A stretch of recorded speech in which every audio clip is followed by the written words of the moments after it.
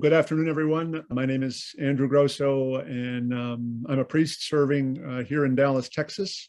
And I've sustained an interest in Polanyi for several years. Was introduced to him by a couple of theologians whose work I was reading, Leslie Newbigin, the Anglican missiologist, and Thomas Torrance, the Reformed theologian, were the ones who kind of got me going on Polanyi. So from there, I drank the Kool-Aid and have been a convert ever since. So just still working out some of his ideas. So I appreciate willingness to give some time to this today. What I want to do is talk primarily about the work that Polanyi did in the 50s, which is interesting because this is something of a bridge between the two sections that you've already heard about from John and from Charlie. John talked about the work that he did in the 40s and the 50s leading up to the publication of Personal Knowledge. Charlie just took us through the tacit dimension, which of course was the mid-60s. The book that I'm going to focus on, The Study of Man, came out between those two. And that in and of itself is significant because I think one of the things we see happening in The Study of Man is that Polanyi is making a transition from for all intents and purposes, what I think is one epistemology to a rather different epistemology. So let's talk a little bit about that and figure out what that looks like. As Polanyi indicates in The Study of Man, the problem, Polanyi writes, which this lecture has set itself, can be formulated by asking, is the ideal of responsible choice impracticable in the same sense as a perpetual mobile is? In other words, does the nature of man as a material system, as a machine, as a center of appetites, and as a part of society subject to coercion by predominant interests, permit him to make any truly independent choices? Here we have before us that systematic denaturing of human experience by modern empiricism, which I denounced in my first lecture. This passage comes from the second chapter in Study of Man.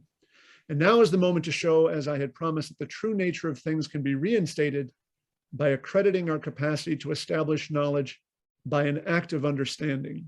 And I've characterized this promise as Polanyi's attempt to renature experience. Over and against the denaturing of human experience by modern empiricism, Polanyi's program is one that is aimed at renaturing human experience. And I've emphasized that word act there because it is, I think, that word more than any other that summarizes in capsule form Polanyi's epistemology and Polanyi's strategy for renaturing experience and overcoming the denaturing that he sees to have followed from modern empiricism. So the central problems that he's dealing with in Study of Man and related writings as he's making the transition from personal knowledge to tacit dimension are as follows. He's very much concerned with the question of the relationship between different areas of intellectual inquiry. The article that you read for today on the relationship between science and religion is part of that. The development of the epistemology that he describes in Personal Knowledge is very much on his mind. He's not satisfied by the end of Personal Knowledge with where he lands, and he acknowledges that in tacit dimension. By the time he gets to tacit dimension, he has moved beyond some of the arguments that he made in Personal Knowledge. He's interested in the possibility of subjectively apprehending objective truth and how we might leverage the contingents of our experience in an effort to do that. He's very interested in the nature and scope of human responsibility. In other words, the exercise of calling, both as individuals and collectively, as societies and even as a species. He spends some time in Study of Man talking about the nature and purpose of education in late modern society. What role does education have to play in the formation of tradition and culture and the maintenance of freedoms and social and political order and all of that? And he's very much preoccupied with the renewal and rejuvenation of Western culture, particularly in the face of two very real problems that he identifies. One having to do with kind of the willful self-destruction to which we might subject ourselves because of unbridled moral passion. Charlie was hinting at this earlier when he talks about moral inversion, and we'll talk a little bit further about this later.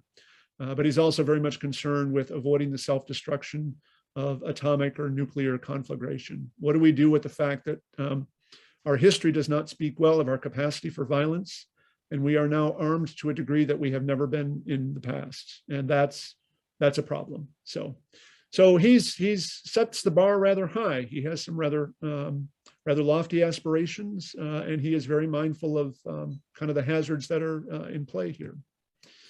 So just to very quickly kind of hit some of the high points for the two readings that I asked you to look at for today, and this is by way of anticipation of many of the themes that then show up in Study of Man.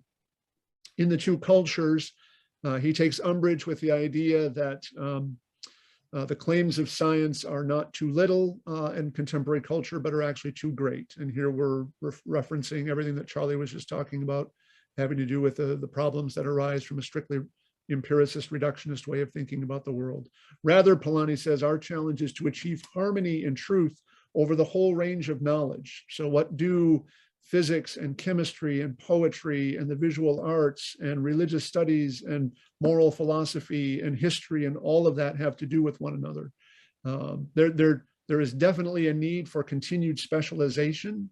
Specialization is essential for the flourishing of knowledge, but we have lost sight of the bonds of trust that have previously enabled us to hold those domains of knowledge together. And that's something that Polanyi thinks we need to be recovered. As has been noted a couple times now, he's very much concerned with overcoming what he calls the nonsensical character of reductionist empiricism. And he's similarly concerned with overcoming the late modern disregard of truth in favor of hard-boiled scientific ideals. He very much concerned with the fusion of moral skepticism on the one hand and moral indignation on the other, and the way in which that results in modern nihilism. The key source that we would want to go to if we really wanted to dig into this was beyond nihilism. And he's also concerned with reconciling what he describes as the revolutionary and traditional powers in a world that is now armed with atomic weapons. He makes a gesture here in this brief article to an argument that he's going to develop much more fully in Meaning, which is the book that is co-authored with Harry Prosch and is published in the mid-70s. He talks about the way in which modern nihilism begat a new primitive culture that cleared the ground and in so doing prepared the way for laying again the foundations for moral reasoning.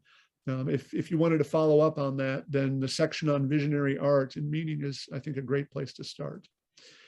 He holds out some sign of hope in what he sees as the decline of social zeal and the turning away from nihilistic impulses that he was seeing about him in the 50s. It'd be interesting maybe to think about whether or not that decline of social zeal has taken a different turn in our own day. John alluded to this, I think, a little bit yesterday. And again, he talks about the extent to which continued progress is going to require emancipating the modern mind from the absurdities of reduction. So that, again, just a quick summary of two cultures. Many of the same things show up in the article on science and religion. I think the thing that he adds here that he didn't really address in the two cultures article has to do with the way in which tacit knowing begins to provide us with a framework for integrating different domains of knowledge. This is, in some respects, a more concise draft of the argument that he makes in the Study of Man regarding the way in which tacit knowing and indwelling provide us with a framework for thinking about all manner of achievement, from the most primitive all the way up to the most advanced, and then what that then suggests regarding not only the unity of the disciplines, but also what it suggests about what he calls the vocation of humanity and the cosmic responsibility that human beings have. So he makes here the point that we had just discussed towards the end of Charlie's presentation about evolution as not being apparently meaningless or blind, but as evidently purposeful. That's a very intriguing thought. I'm not sure he worked that out quite to the degree that he could have, but he puts it on the board here at least. And then he talks about the insufficiency of values that we create at our own command. So again, some similar kinds of themes that he's developed in other places. I won't spend a ton more time on this because presumably many of you have read the article, and this gets to some of the themes that we'll see in Study of Man. So let me now talk a little bit about just the background and the context within which the Study of Man was written. It's helpful to have some sense of why he was making this transition when he was, and why he made some of the moves he did.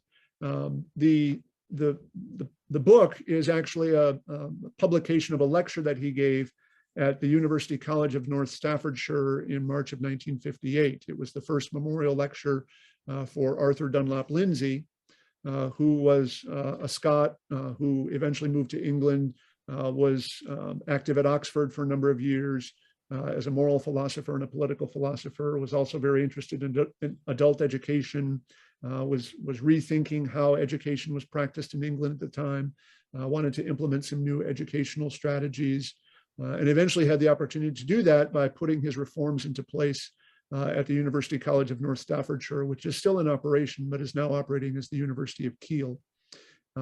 Interesting note here that Michael promised his brother Carl that he would use the lectures as an opportunity to make an absolutist anti-atom statement. That's referenced in the biography by Scott and Molesky. So Polanyi and his brother Carl apparently had some conversations about some of the issues that he had taken up in Study of Man, and Michael reassured Carl that he'd be engaging those in this lecture. The lecture at Staffordshire also picked up on work that Lindsay and Polanyi had both been involved in by way of the BBC series, The Challenge of Our Times. This was a series of broadcasts between the very late 30s and the very late 40s that were produced by Grace Wyndham Goldie, who was a BBC executive producer, and involved a significant range of kind of British intellectuals from the time. You'll see here scientists and artists and novelists. There's an Anglican priest in here. So a range of people from a whole significant diversity of backgrounds. And the challenge that they were all trying to address, the challenge of our time, was this question of the relationship between science and the rest of the humanities. What do we do with religious truth and moral truth and historical truth and all the rest of it in light of modern science? That was the presenting question that the Challenge of Our Time broadcast was intended to address. And the range of people that they brought in to address that question is impressive. You'll also note here that there are several people who were part of that series who had unapologetic sympathies for communism. So part of what Polanyi is trying to do here is he's also trying to address the question of how social and political order is related to the relationship between different areas of intellectual exercise. And many of you know about the conferences that Polanyi and his colleagues were active in, the Conference for Cultural Freedom and all that kind of stuff. Turns out the communists were doing the exact same thing in various places around Europe around the same time. So there's these competing conferences meeting here, there, and everywhere throughout Europe in the 40s and 50s, some sponsored by Western liberals and some sponsored by the communists, talking about how the future of humanity needs to embrace one intellectual vision or another. And that question is very much in evidence in the Challenge of Our Time series. That series resulted in the publication of a book in 1948, 10 years before Polanyi's lecture at Staffordshire. And the title of the book is the same as the title of the series. And what you see now is just a list of the articles that were included in that particular book. The piece Polanyi contributed had been previously published by a BBC publication called The Listener in 1946. But again, it's an interesting read, and there's a very, not surprisingly, an interesting range of perspectives represented in this particular collection. So all of that takes us to the book, The Study of Man itself, and that book is broken up into three particular sections. First section has to do with Polanyi's attempt to understand ourselves, who are we as human beings, and then he turns to the question of what does that mean with regards to the way in which we understand our place in the world, and then he finally turns in the last lecture to the question of history. So the first chapter, I apologize that I'm going so fast. I want to try and leave as much time for discussion as possible, so I'm just kind of giving you the fire hose treatment here. The first chapter in Study of Man deals specifically with the question of human identity. Who are we? How do we understand human nature and the way in which human nature manifests itself in the world? And this is where he gets into tacit knowing. He digs deep into the structure of focal and subsidiary awareness. He talks a lot about intellectual passions here. He talks about the way in which intellectual passions evoke a sense of calling. They require a certain understanding of universal intent. He looks at the relationships between embodiments and machines or contrivances and articulation, all of which are representative of different forms of indwelling. And he talks about the way in which our desire for understanding, our longing for understanding is motivated by our attraction towards coherence and beauty, and the degree to which form and beauty really has priority over veracity, if you will. It is beauty that draws our gaze and beauty that attracts us. And then it is our response to that beauty by which we come to a better understanding of it, not the other way around. He also makes, in passing, what I think is a pretty important observation regarding the impossibility of a comprehensive account of human knowledge. And he says, quite rightly, that any comprehensive account of human knowledge would not be able to account for itself. So as soon as you had come up with a comprehensive account of human knowledge, you would need to do it again to account for the means by which you came up with your comprehensive account of human knowledge in the first place. And this is, I think, significant because it admits to a necessary openness to all human knowing. And that in and of itself should orient us, he suggests, to the priority of constructive knowing over critical knowing. Comprehensive accounts of human knowledge are critical enterprises by which we try to clarify and articulate what it is we think we know and how we know it. But those accounts themselves depend on more primordial constructive efforts to go about understanding. So you're never going to be able to get behind that constructive effort. And that constructive effort says something significant about who we are and what our place in the world is. And we'll talk a little bit more about that when he gets to the chapter on history. The second section, then, this is the chapter from which the quote that I read at the very beginning of the presentation is taken. The second section has to do with what he describes as the calling of man. And it's in this chapter that he talks about responsibility. He talks about the opportunity that subjectivity and contingence provides us with for pursuing the objective. He says subjectivity is not a problem to be overcome. It is the very means by which we are enabled to pursue something objective. If we had no subjectivity, if we had no contingence, the possibility of our knowing anything whatsoever would not even present itself. So we should think in terms rather of leveraging our contingence rather than trying to overcome it. He talks here about higher and lower levels of awareness and the way in which those signify higher and lower levels of meaning and reality and how those relationships fit together. He introduces here the distinction between simple physical breakdown and higher and lower forms of error.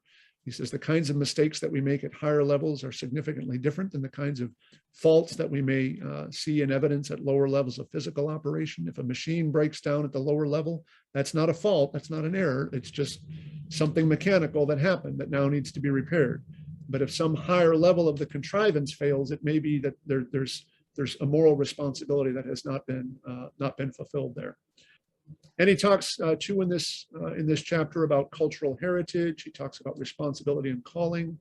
He specifically rules out reductionistic accounts of cultural achievement. As I mentioned, he says those represent a denaturing of our experience. And he talks a lot about recognizing other minds and the relationship between other minds. He says when we recognize another as a person, we recognize them as having equal dignity by virtue of the fact that we recognize that they share the same responsibilities that we do. So dignity and the recognition of dignity and the recognition of rights and freedom has everything to do with the shared responsibilities that we recognize we have with one another underneath a horizon of transcendent obligations and values. And it's on that basis that he then goes on to suggest that a supreme trust has been placed in humanity by the whole of creation. Human beings, so far as we know, are the only part of the contingent order that are able to make sense and to discover meaning in the creation, and that is not at all insignificant to what we're called to do. And that's the absolutist anti-Adam statement that he had promised to Karl, because Polanyi says anything that threatens the trust that has been placed in humanity by creation shouldn't even be contemplated. So when we're faced with something like the prospect of atomic war or nuclear war, we should immediately just rule that out without even considering the possibility, because that violates the supreme trust that creation has placed in humanity. The third chapter then, the final chapter of Study of Man, talks specifically about history, surprisingly, as the framework for understanding human nature. And the reason that Polanyi says that is because he sees history as the record of human decisions. In other words, the exercise of human responsibility, especially, he says, political ones. He says that the study of political history in particular demonstrates the way in which human beings pursue the calling and pursue the vocation that they've been given, both the vocation that is given to them by life itself, but then the vocation that they also set for themselves through the creation and the fulfillment of self-set standards, tracking towards moral responsibilities and moral obligations. He talks about the extent to which better forms of understanding rectifies our being. Being a better person leads to better understanding, and vice versa. Coming to a better understanding enables us to be better people. So he very much sees a therapeutic dimension to the whole intellectual enterprise. He talks about different forms of error that he sees evident in the late modern period. He wants to avoid the errors of rationalism, relativism, and determinism, all of which in one way or another fail to recognize the contingencies of human experience for what they are. He talks about the firmament of transcendent standards and values that he suggests are available to some degree or another to everyone. And it is that firmament of transcendent values that helps us to orient ourselves to the vocation that we have as individuals, the vocation that we have as a society, and the particular vocation that we have within the context of the cosmic order. He also recognizes that there is no greater hazard than the one that attends the decision as to which ideal we will pursue. He uses Napoleon as an example, and he says Napoleon is someone that gets a lot of historical attention. Does that mean that Napoleon presents himself as a good historical ideal? He says, well, no, there are problems there. The historical ideals that we look to each manifest to varying degrees, different degrees of responsibility or different fulfillments of responsibility and the vocation of what it means to be human.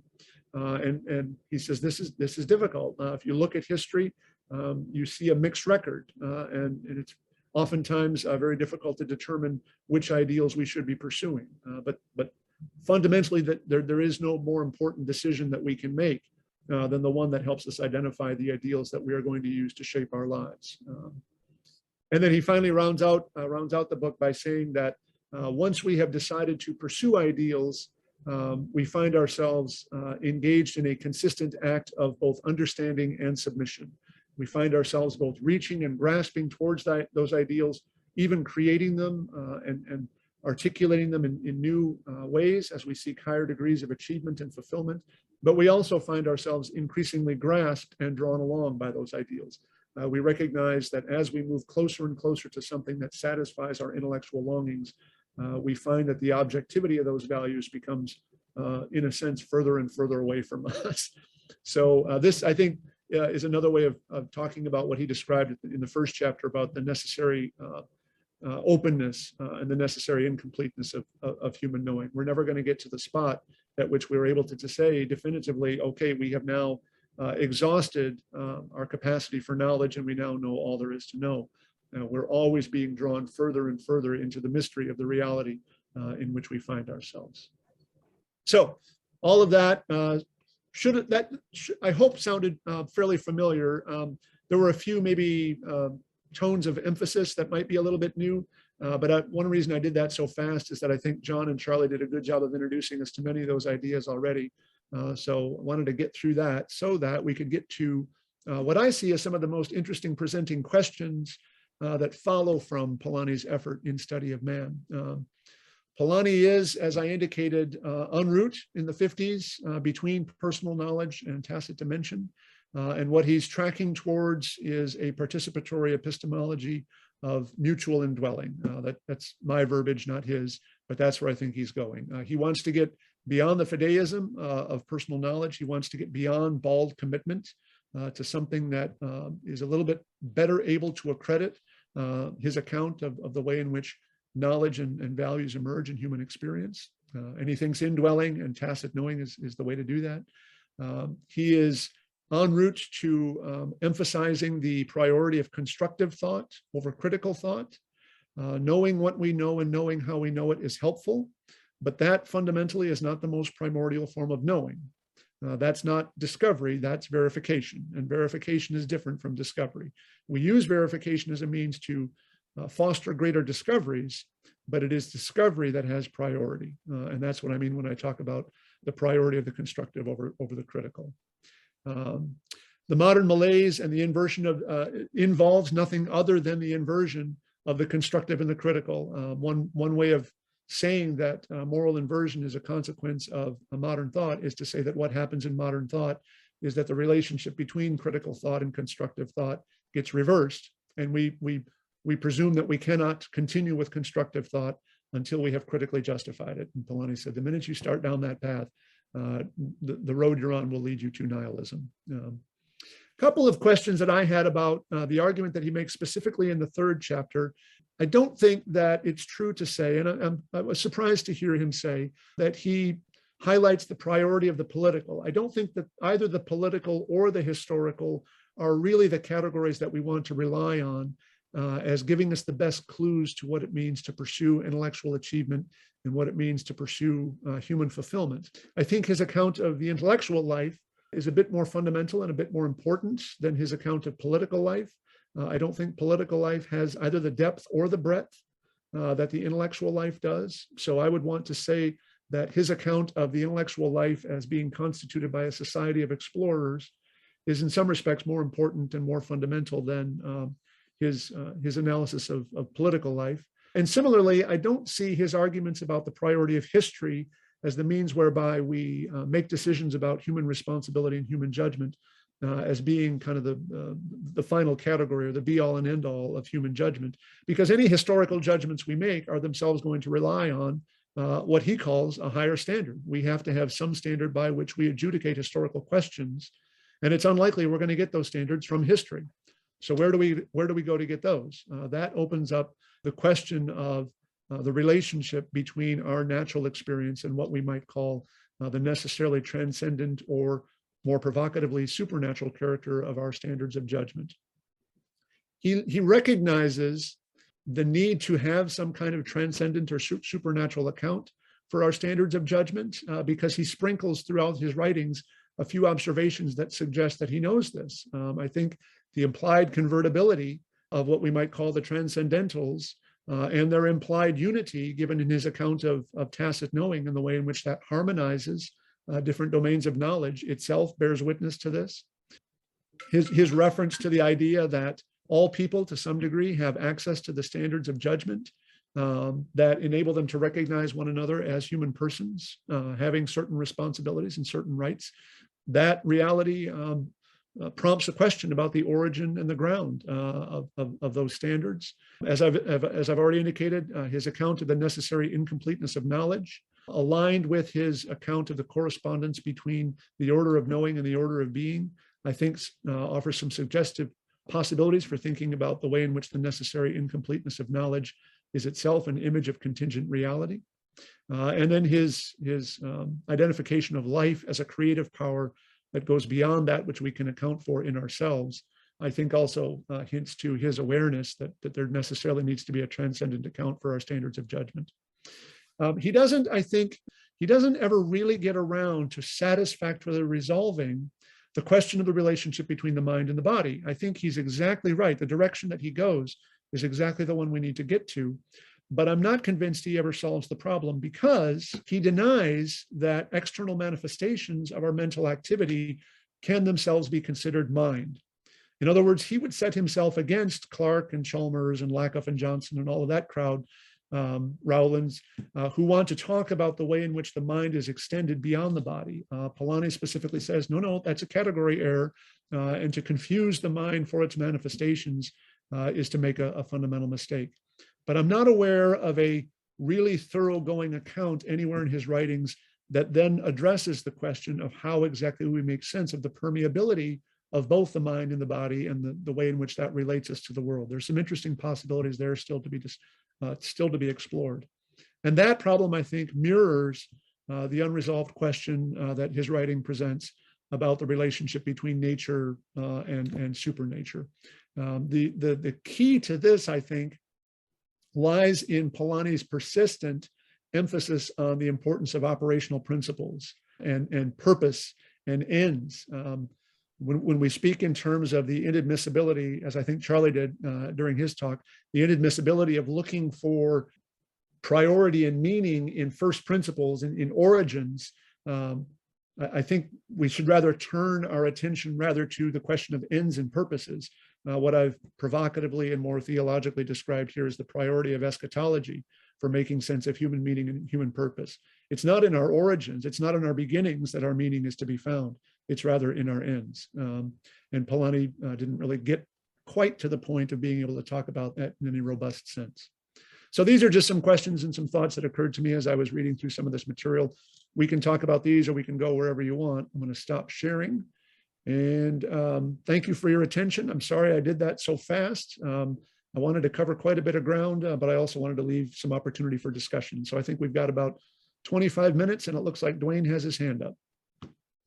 Just real quick, in that last page, you have a quote, life, and it's about creation more than we can account for ourselves. Yeah. Is that a quote of Polanyi from The Study of Man, or? That's actually from the Science and Religion article. Oh, that's from the Science and Religion. Okay, yep. Thanks. Yep. I was introduced to Polanyi by reading The Study of Man, and I've kind of missed and not really been able to make up the gap myself in terms of the longer, broader, the length of time I've been in discussion with this society. So I really thank you for that. Thanks, Dwayne. Philip Wainwright has his hand up. You drew attention to his statement in the Two Cultures article about the combination of moral skepticism and moral indignation. And you mentioned, I think, that his book Beyond Nihilism has more to say about that. And I haven't read that and will, but I'm just wondering if you can expand on that a bit, if you care to today. Sure, yeah, I'd love to. This is actually one of, I think, the more important and more neglected dimensions of Polanyi's thought. The importance of his account of moral inversion for the whole of his thought is, I think, you can't overestimate that. So very quickly, what I understand Polanyi to be saying is that he suggests that Western culture has been driven historically by two competing but complementary dynamics.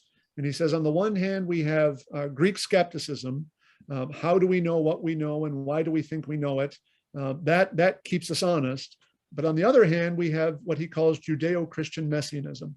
And that keeps us moving forward towards a goal of perfectibility and the improvement of human society and the improvement of the human lot and overcoming social injustice and better understanding of reality. And Polanyi says for centuries, these two competing trajectories just kind of ran alongside one another.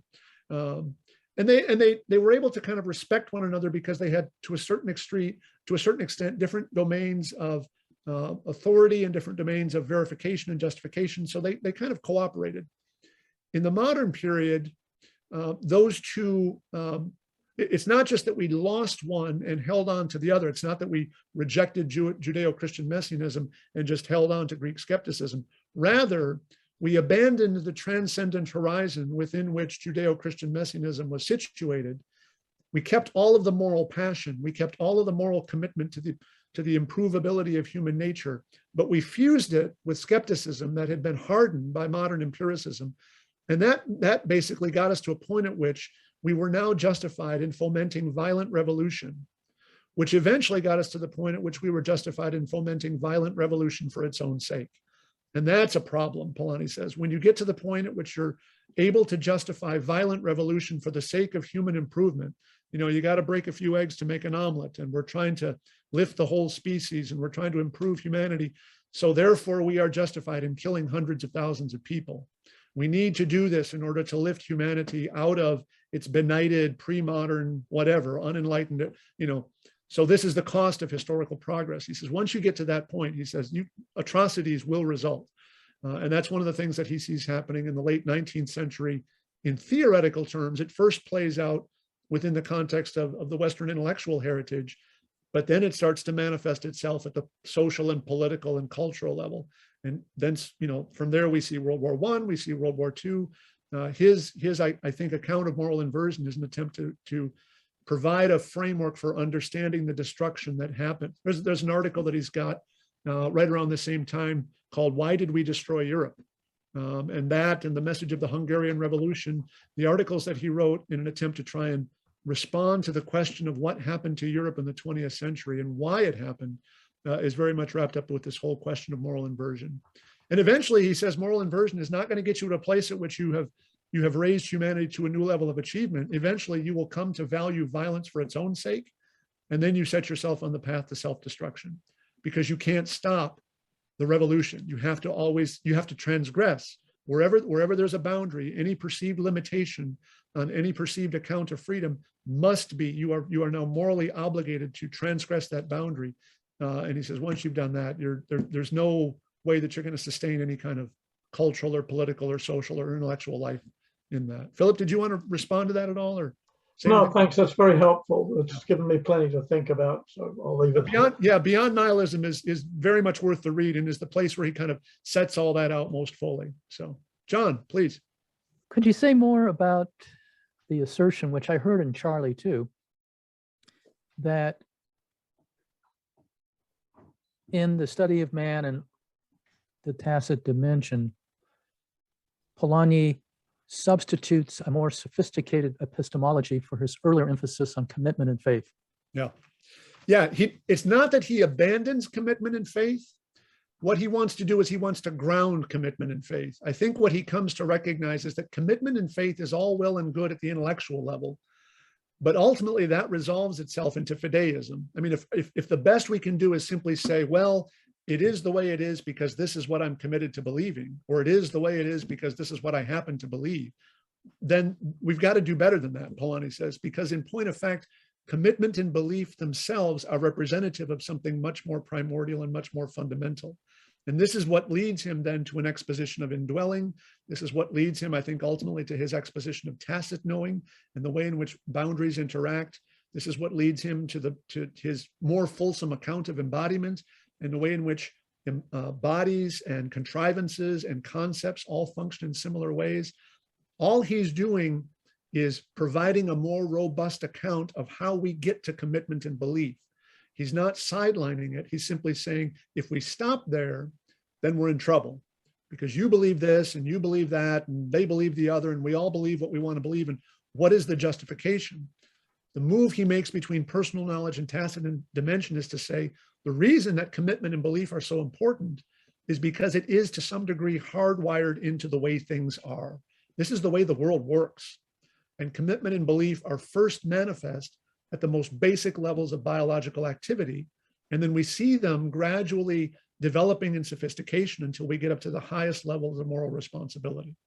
So he doesn't abandon commitment by any stretch of the imagination. He doesn't say, no, I tried that, didn't work. But what he recognizes is that's not enough. That's not either true to reality as he believed we experience it, nor is it ultimately going to get us to where he wants to be with regards to the integration of knowledge. You want to respond to that at all? I'm not sure where to begin. I guess my one thought I had as you were speaking is that tacit knowing and indwelling are in personal knowledge already. Mm-hmm.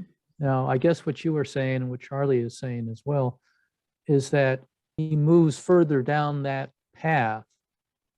And then your claim is that he does this because he feels what he said earlier was not adequate, and that there is something more intellectually substantive that can be added to his earlier statements. That remains. It's not just you, Andrew. I find the sentence that is constantly quoted from the second preface to Personal Knowledge, his own sentence. I find that to be mystifying too, because what you are saying is predicated in part on Polanyi's own words. But I don't understand those words. I don't understand what he means there. Yeah, I think this, and I might be interested in Charlie's thoughts on this too, but I don't want to kind of just get hung up on this one particular problem. I think it has everything to do with his desire to more fully refine and develop what he sees as the consequence of tacit knowing. if this is right, he says, right? I mean, as you've indicated, tacit knowing, indwelling, that's impersonal knowledge. That's not news. But I think the whole part 4, knowing life, he's got the whole hierarchy of being thing there. It's all the pieces are in place. What I think he finds himself unsatisfied with after doing all of that is he hasn't connected the dots enough. And I think what he sets about doing in the 50s and the 60s is connecting the dots. If this is right, and I think it is, he says, how exactly does this lead to this, lead to this, how exactly does the striving of a paramecium get us to religious obligation? Right? I've got to do better at unpacking what tacit indwelling and embodiment means vis-a-vis the body and mechanisms and concepts and the continuity between those while recognizing their distinction. That's what I think that's about. So Charlie, do you want to throw anything in here? Do you want to move on?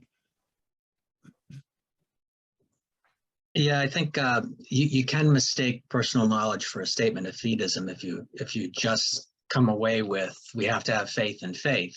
Right. But when you dig into how tacit knowing works, you see you're prescinding from experiential clues. You're starting from something, and you can turn back and reason, and you can argue and convince other people that this is a better way of looking at those clues than this way. So it's not just a matter of having faith in faith, it's a matter of communication, of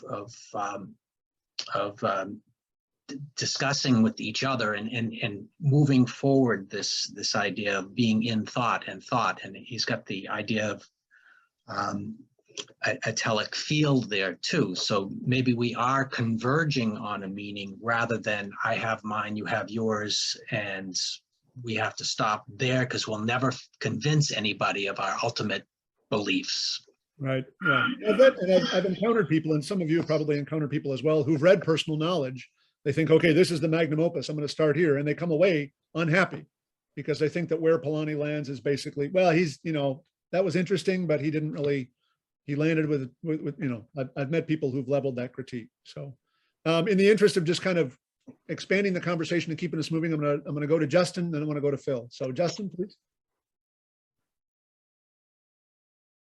Thanks for your talk. I was wondering, it's probably related. I believe you responded yesterday at the end of the 2 sessions. I sort of had this impression of some sort of Kantianism going on in Polanyi in terms of just the way he had been presented up to that point, and sort of my priors and own personal predilections had always sort of understood him not to be that way, and had read him very much more in line, like striving after some of the questions that you highlighted at the end of your presentation. Mm-hmm. And so this is also, I guess, related to my earlier question at the last presentation, but does Polanyi take very much in the way that you have somebody like David Bentley Hart talking about rationality, where it's the person being erotically drawn to truth, the good that's at the heart of reality, from which everything proceeds, etc. Does Polanyi have this sort of concept in mind, or is he more on sort of the Kantian side of things in terms of the mind working and rationality itself? No, I think it's much more the former. I think his language is different than Hart's language. He's using different categories.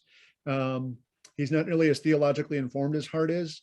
But I think he very much wants to talk. I mean, for Polanyi, he might use the word, well, he does use the word appetites resolving themselves into passions, which subsequently resolve themselves into intellectual passions. That's probably as close as he gets to the kind of language that Hart uses.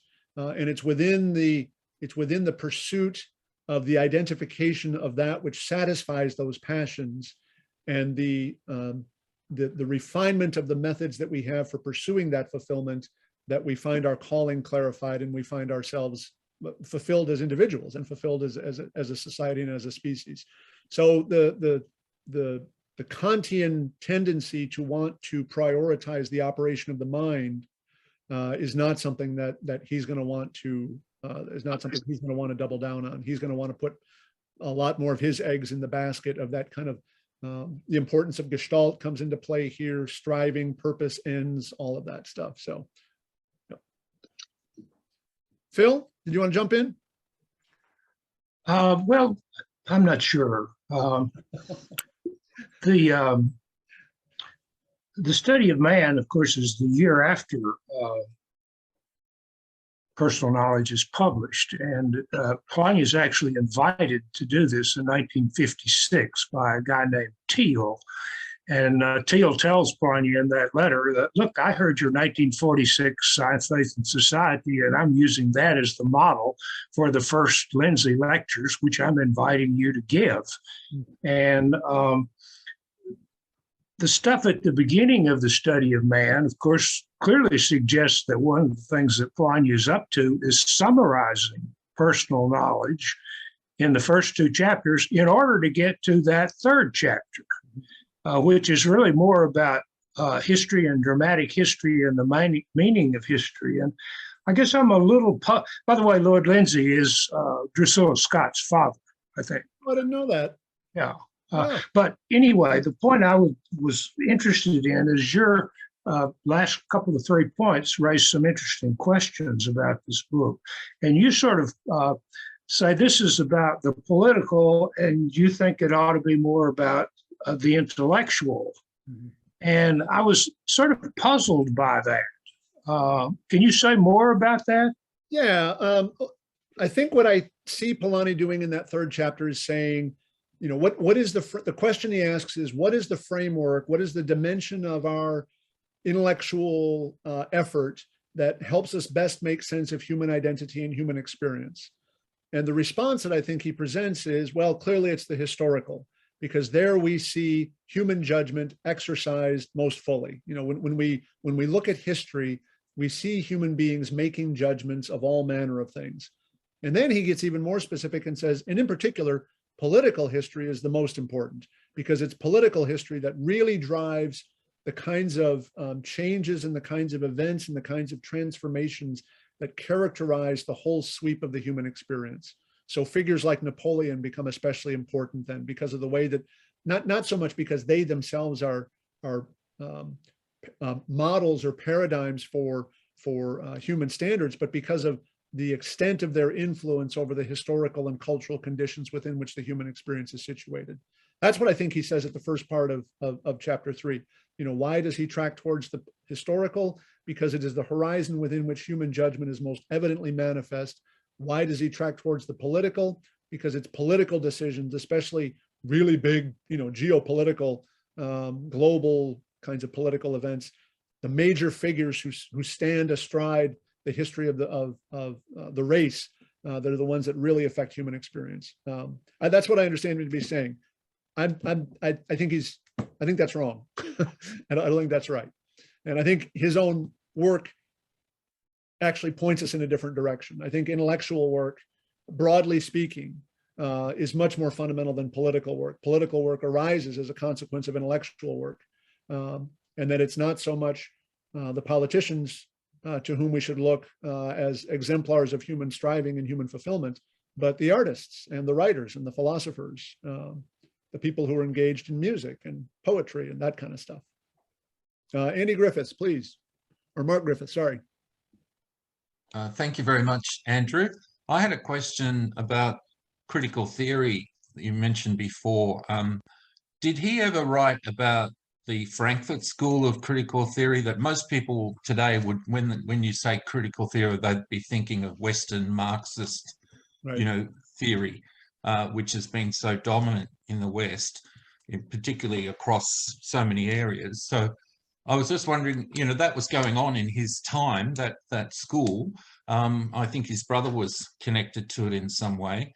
I'm just wondering, you know, mostly when you read about Polanyi, it's about Kant, you know, his critique of Kant. But what were his comments about that? You mentioned, you know, constructive effort versus critical and the moral inversion idea. I'm going to toss this one to Phil, but before I do that, I'm going to just offer a few kind of superficial comments. Phil, I think, will be better able to answer this than I can. I think he does engage it, but somewhat indirectly. I think his engagement with the critical theory of his day is by way of Marxism. His analysis of Marxism and his analysis of the way that Marxism influences European thought. He talks a little bit about the Vienna Circle and some of the consequences of their thought. I think that's about as close as he gets to that. I can't remember off the top of my head any reference anywhere that he makes to the Frankfurt School. That doesn't mean it's not in there. But I would say that his very significant engagement with Marx, I mean, it's his engagement with Marxism that kind of prompts his shift to social theory in the first place. He sees that happening, and he sees Marxist thinking and communist thinking beginning to affect the way philosophy and science is being done in Britain and on the continent, not just in Russia. And he says, this is a problem. So in some respects, it is his response to that prompts the move in his vocation and his career from physical chemistry into social thought. I don't know that he ever sets himself against that as targeting the school in particular itself or the thinkers associated with that school, but I could be forgetting something. Phil, do you have any insight on that question? Not without thinking about it. Walt might know something. Yeah. I had forgotten that he has that citation to Erich Fromm at the close of the essay on two cultures. Yep. Yeah, he as Phil has reminded us, and as you yourself, Gus, have reminded us repeatedly over the last couple of years, the depth of his engagement with particular thinkers sometimes need to be qualified. But he's clearly engaged with all of the kinds of folks who were also engaged with the critical theory of his day. So I'm afraid that's the best I can do, Mark. Thank you, Andrew. Sure. Other thoughts? Just a brief comment. I've been in a reading group in which various figures in the Frankfurt School were a major focus of our discussion and reading. And I think this is more hunch than reasoned scholarly judgment. I think that Polanyi never did engage with the Frankfurt School at all. I think they just bypassed, and Polanyi's take and focus on Marx, as it comes out explicitly in that, isn't. I would not equate the Frankfurt School as being targeted by that at all. I don't think he certainly doesn't understand the more refined cultural criticism that comes out in various figures in the Frankfurt School. And I don't know if I want to go beyond saying that much. It's just that I really think that's a really fruitful area for somebody to take a closer look at. People really into Polanyi to take a closer look at how it engages with or doesn't engage with the Frankfurt School. But I think there's a lot of fruitful stuff to be done at some point. Yeah. Thanks, Dale. Justin, do you have a thought on this?